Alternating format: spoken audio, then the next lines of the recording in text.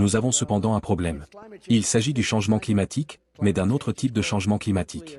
Il s'agit du réchauffement climatique nucléaire. Nous pouvons dire qu'il s'agit d'un réchauffement global. Et si nous n'avons pas un président intelligent, vous savez, il y a maintenant 5 nations qui disposent d'une puissance nucléaire assez massive. Certains ont une puissance nucléaire très importante, dont nous et la Russie.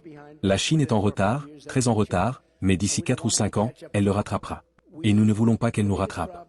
Écoutez, nous, le plus gros problème, à mon avis, le plus gros problème de notre pays, le plus gros problème du monde, ce sont les armes nucléaires.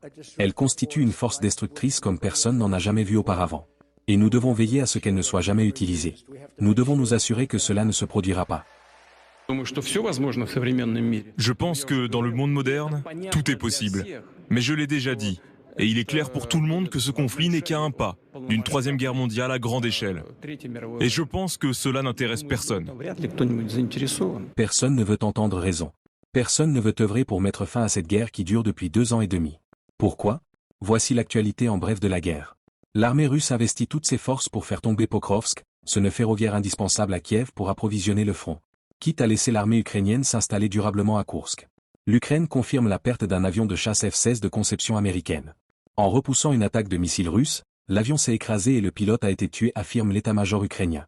L'armée russe a revendiqué jeudi la prise de Mykolaïvka, dans la région de Donetsk, et de Stelmakivka, dans la région de Lugansk, qui est quasiment entièrement sous le contrôle de Moscou. La Russie a par ailleurs lancé sa 3e attaque de drones sur Kiev en une semaine, l'armée ukrainienne affirmant avoir abattu plus de 10 drones russes au-dessus de la capitale. Une personne a été tuée et 2 autres ont été blessés jeudi dans des frappes ukrainiennes dans la région russe de Belgorod, frontalière de l'Ukraine. L'armée ukrainienne a revendiqué l'attaque mercredi de plusieurs dépôts de carburant dans les régions russes de Rostov et de Kirov, ainsi qu'un dépôt d'artillerie de campagne dans la région de Voronezh. À quand la fin de cette folie meurtrière?